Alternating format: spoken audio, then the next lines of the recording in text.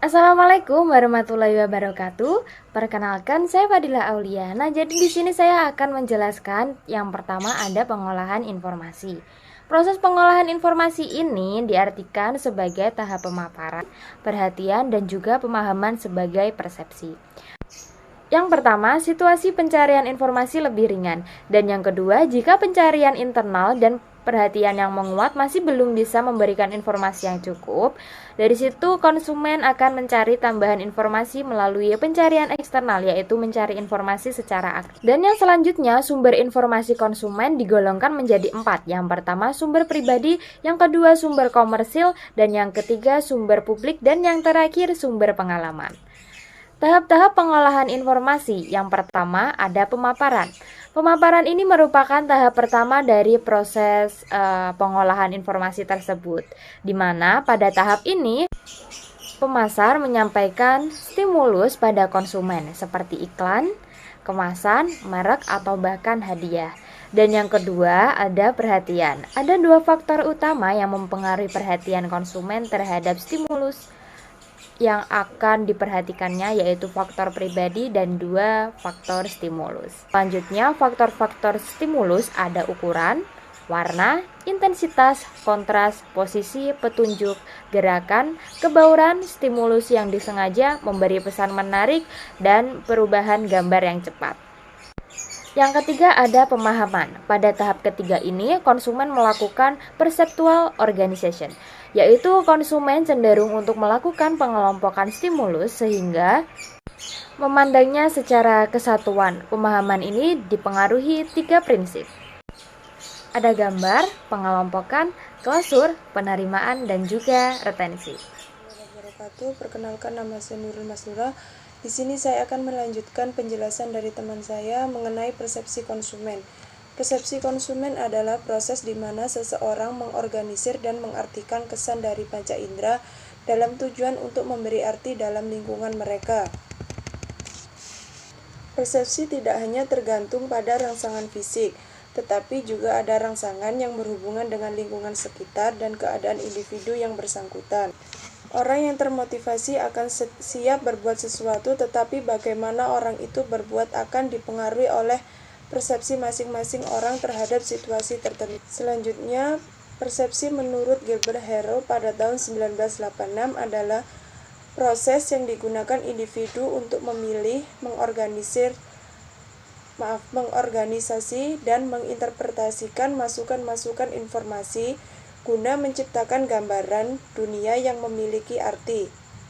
Persepsi merupakan proses individu sangat bergantung pada faktor-faktor internal, seperti kepercayaan, pengalaman, kebutuhan, suasana hati atau mood, serta harapan. Selanjutnya yaitu proses persepsi. Proses terjadinya persepsi meliputi 3 proses. Yang pertama yaitu proses fisis, yaitu di mana objek menimbulkan stimulus dan stimulus mengenai alat indera. Yang kedua, proses fisiologis, yaitu stimulus yang diterima alat indera kemudian dilanjutkan oleh saraf sensoris ke otak. Dan yang ketiga, proses psikologis, yaitu terjadi proses pengolahan otak sehingga individu menyadari tentang apa yang ia terima dengan alat indera sebagai suatu alat dari akhir stimulus yang diterima. Sekian pemaparan materi dari saya, selanjutnya nanti akan dijelaskan oleh teman saya. Saya Agustiani Nurhaliza, saya akan melanjutkan pembahasan dari teman saya. Saya akan membahas poin faktor-faktor yang mempengaruhi persepsi. Nah, menurut Nugroho Cistiaki, faktor yang mempengaruhi persepsi adalah penglihatan dan sasaran yang diterima dan di mana situasi persepsi terjadi penglihatan. Sifat yang dapat mempengaruhi persepsi sendiri diantaranya ada sikap. Yang pertama ada sikap yang dapat mempengaruhi positif atau negatifnya tanggapan yang akan diberikan kepada seseorang. Yang kedua ada motivasi. Motivasi ini merupakan hal yang mendorong seseorang mendasari sikap tindakan yang dilakukannya. Yang ketiga ada minat. Minat merupakan faktor lain yang membedakan penilaian seseorang terhadap suatu hal atau objek tertentu yang mendasari kesukaan ataupun ketidaksukaan terhadap objek tersebut. Yang selanjutnya ada pengalaman masa lalu. Sifat ini dapat mempengaruhi persepsi seseorang karena kita biasanya akan menarik kesimpulan yang sama. Yang kelima ada harapan. Sifat harapan ini bisa mempengaruhi persepsi seseorang dalam membuat keputusan. Kita akan cenderung menolak gagasan, ajakan, atau tawaran yang tidak sesuai dengan apa yang kita harapkan. Yang keenam ada sasaran. Sifat sasaran dapat mempengaruhi penglihatan yang akhirnya akan mempengaruhi persepsi seseorang. Yang selanjutnya ada situasi. Situasi atau keadaan di sekitar kita atau di sekitar sasaran yang kita lihat akan turut mempengaruhi persepsi. Sasaran atau benda yang sama yang kita lihat dalam situasi yang berbeda akan menghasilkan persepsi yang berbeda pula.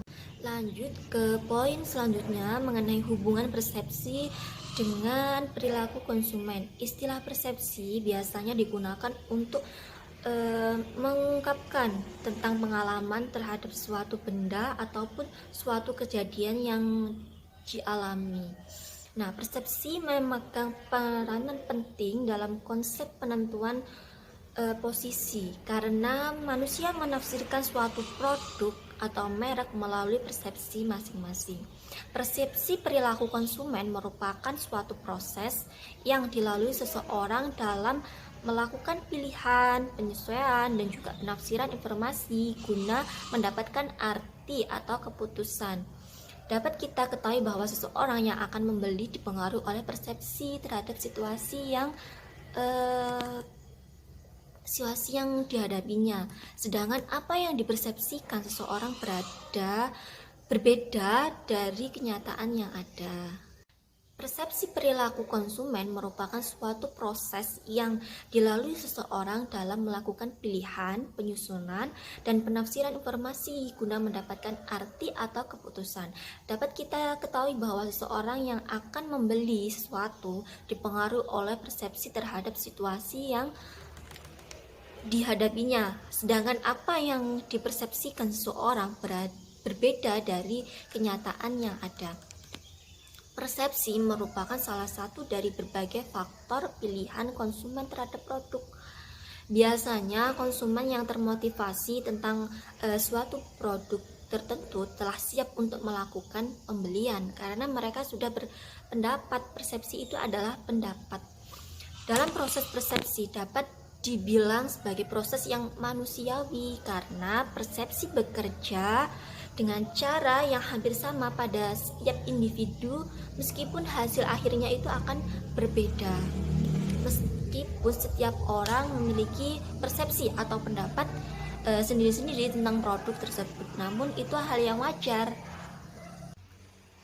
Orang dapat memiliki persepsi yang berbeda dari objek yang sama karena adanya 4 proses persepsi.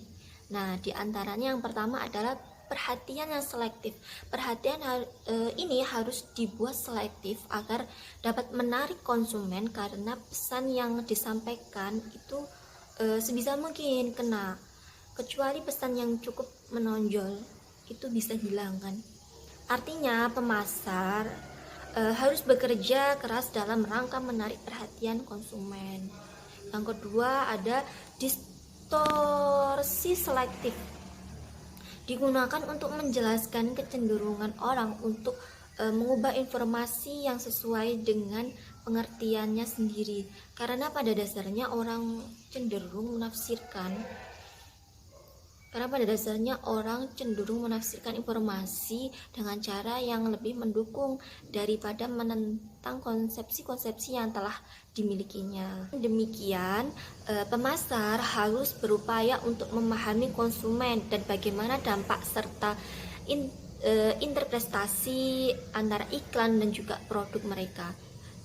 Ingatan selektif berarti mengingat apa yang dikatakan sebagai keunggulan dari suatu produk kita dan melupakan apa yang dikatakan pesaing kita. Namun kita harus selalu berinovasi dengan produk-produk yang telah kita buat agar tetap berada di pasaran dan menjadi keunggulan tersendiri bagi produk kita.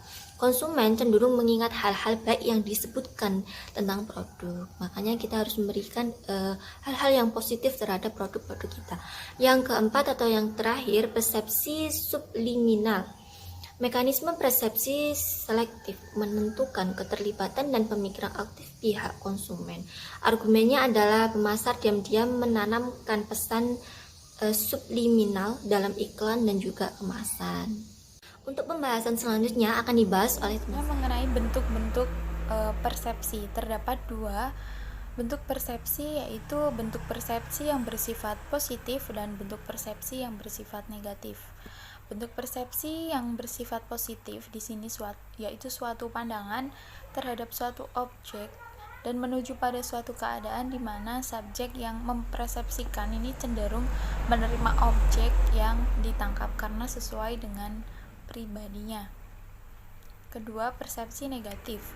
Persepsi negatif ini adalah persepsi atau pandangan terhadap suatu objek dan menunjuk pada keadaan di mana subjek yang mempersepsi cenderung menolak objek yang ditangkap karena tidak sesuai dengan kepribadiannya. Selanjutnya mengenai definisi dari perilaku konsumen. Perilaku konsumen ini merupakan keinginan seseorang yang menggambarkan keterlibatan seseorang untuk mendapatkan serta memanfaatkan barang atau jasa.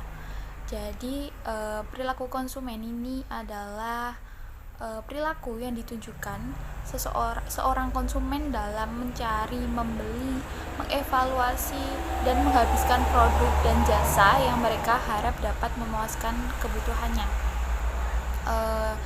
Jadi dalam perilaku konsumen ini terdapat dua aspek yang sangat penting, yakni dalam mengambil keputusan serta dalam menentukan produk.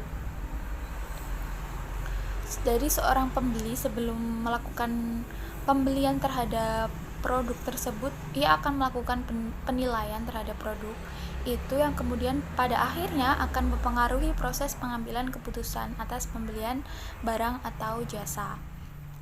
Keputusan pembelian ini didefinisikan oleh Kotler sebagai tindakan dari konsumen untuk mau membeli atau tidak terhadap produk, atau bisa dianggap sebagai perilaku konsumen ini menggambarkan tindakan konsumen melakukan pembelian setelah melakukan berbagai evaluasi terhadap produk yang dibelinya. Sebelum membeli produk ini, seorang konsumen ini akan mempertimbangkan berbagai faktor. Bisa jadi mereka lihat dari kualitas, harga produk yang sudah dikenal di masyarakat tersebut. Selanjutnya, setelah melakukan pertimbangan itu, baru ia akan memutuskan produk tersebut layak untuk dibeli sesuai apa yang ia harapkan atau tidak. Selanjutnya, mengenai tahapan dalam pengambilan keputusan oleh seorang konsumen. Di sini yang pertama ada pengenalan masalah. Jadi biasanya seorang konsumen ini akan melakukan pembelian atas dasar kebutuhan atau untuk menyelesaikan keperluan, masalah, dan kepentingan yang sedang ia hadapi. Jika tidak ada pengenalan masalah terlebih dahulu, maka konsumen akan jika tidak ada pengenalan masalah, maka konsumen ini akan bingung dan tidak tahu produk mana yang akan ia beli. Kedua, setelah melakukan pengenalan masalah, yakni pencarian informasi.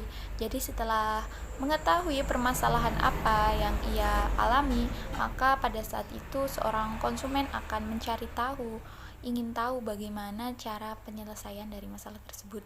Dalam mencari sumber informasi, seorang dapat melakukannya dari diri sendiri atau internal, seperti berusaha mencari informasi dari internet, searching, terus kemudian maupun dari orang lain atau eksternal, seperti masukan, sharing pengalaman atau berbagi cerita berdasarkan orang-orang yang telah melakukan pembelian terhadap produk tersebut. Yang ketiga yaitu mengevaluasi alternatif. Jadi setelah konsumen mendapatkan berbagai macam informasi yang ia butuhkan terkait produk dalam pengambilan keputusan, maka hal selanjutnya yang dilakukan oleh konsumen tersebut adalah mengevaluasi segala alternatif keputusan maupun informasi yang diperolehnya. Hal ini dapat menjadi landasan dalam mengatasi permasalahan yang ia hadapi. Selanjutnya yang keempat di sini adalah keputusan pembelian. Proses selanjutnya setelah melakukan evaluasi pada alternatif keputusan yang ada adalah konsumen tersebut akan melalui proses yang disebut dengan keputusan pembelian. Waktu yang diperlukan dalam proses pengambilan keputusan ini tidak sama antara individu satu dengan individu yang lainnya, yaitu tergantung dari hal-hal apa yang perlu ia pertimbangkan dalam proses pembelian atau pengambilan keputusan tersebut. Dan yang terakhir di sini evaluasi pasca pembelian atau mengevaluasi setelah membeli suatu produk atau menggunakan suatu jasa. Setelah melakukan proses keputusan pembelian, selanjutnya mengevaluasi pembeliannya tersebut. Evaluasinya dilakukan mencakup seperti pertanyaan dasar seperti apakah barang tersebut sudah sesuai dengan harapannya, sudah tepat guna, sesuai dengan harapan yang ia inginkan terhadap produk tersebut, dan juga tidak mengecewakan. Jadi pada hakikatnya, persepsi ini akan berhubungan dengan perilaku seseorang dalam mengambil keputusan terhadap apa yang ia kehendaki. Salah satu cara untuk mengetahui perilaku konsumen adalah dengan menganalisis persepsi konsumen terhadap produk dengan persepsi konsumen kita. Agar kita dapat mengetahui hal-hal apa saja yang menjadi kekuatan, kelemahan, kesempatan ataupun ancaman bagi produk kita. Jadi pengetahuan tentang persepsi konsumen ini adalah salah satu faktor yang sangat penting bagi manajemen dalam sebuah perusahaan untuk menyusun serta menetapkan strategi. Demikian tadi pemaparan materi dari kelompok 4. Semoga bermanfaat, dan apabila ada kesalahan kami mohon maaf. Wassalamualaikum warahmatullahi wabarakatuh.